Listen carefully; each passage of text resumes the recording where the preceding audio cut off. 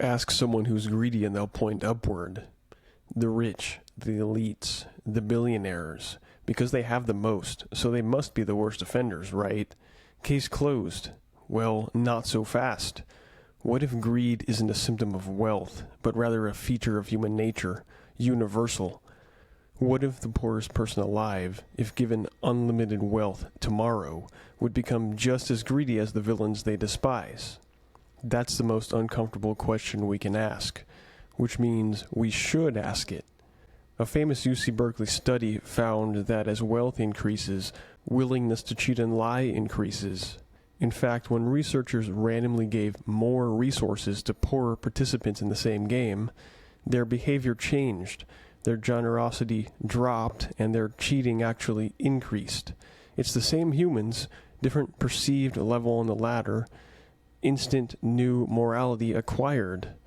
Greed doesn't require wealth, but rather greed requires opportunity. So money doesn't corrupt us, money reveals us. Greed isn't caused by having more, it's caused by wanting more.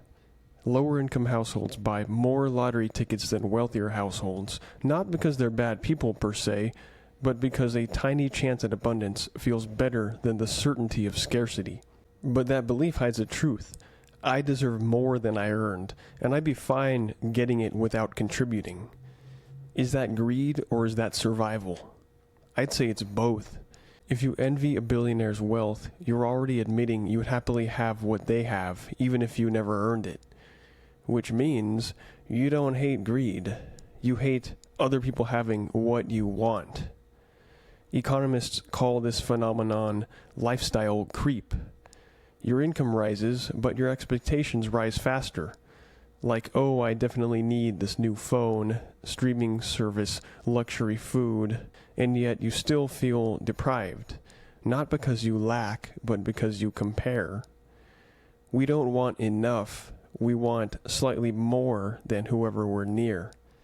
That's not survival. That's greed with a good PR campaign. Compare the poorest citizen today to a king in the Middle Ages. They had no refrigeration, no antibiotics, no climate control, hunger as a constant threat, filth, disease, darkness. Meanwhile, today's poor in developed nations have controlled shelter, hot water, grocery stores, hospitals, internet, entertainment seemingly endlessly in all places at all times, literacy and even rights unimaginable for kings.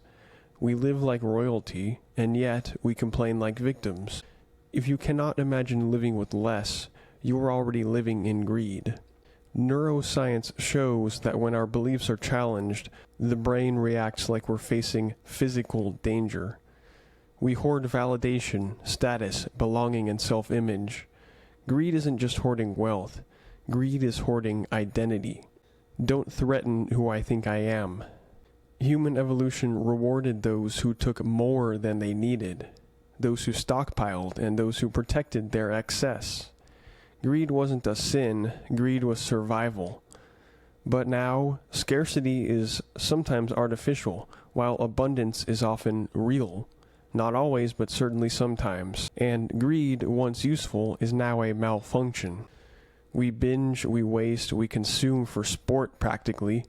These are actually ancient instincts, but they are modern traps. Here's a quick test. Would you take a promotion you didn't earn? How about a free check from the government, or a wealthy relative's inheritance, or a lucky jackpot from the lottery? Almost everyone says, well, yes.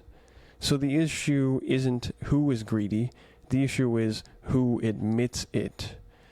We despise in others what we quietly permit in ourselves. Capitalism doesn't hide what it is. After all, it's fueled by desire, status, competition, consumption, and growth. GDP measures how much we buy, not how well we live. The economy doesn't need virtue to run, it only needs appetite. And so it cultivates greed, because greed keeps the machine running. We don't hate greed. We're bored unless we're consuming, actively, always. If civilization disappeared tomorrow, could you farm, sew, build a home, heal a wound.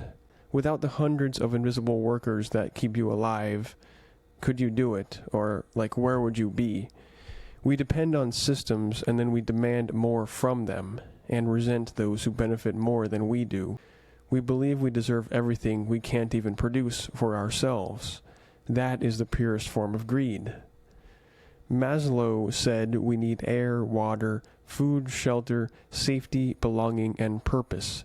But in the modern world, we demand convenience, luxury, perpetual ease, frictionless happiness, status without any struggle, and pleasure without sacrifice.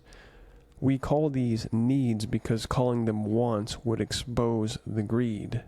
So if greed exists everywhere, then everyone is guilty. The wealthy, the middle class, the poor. We are the same creature in different conditions. Greed is our survival instinct, twisted by abundance. So here's the challenge. Can you want enough without wanting too much? Because until we confront greed in the mirror, we will keep screaming into reflected faces and thinking they are enemies. Greed isn't them. Greed is us. It's all of us and them. This has been Lumen et Ratio, Light and Reason. Thank you for watching. If you want more videos that expose uncomfortable truths about human nature, society, and survival, then subscribe and join the conversation among those who prefer honesty and clarity to comfort.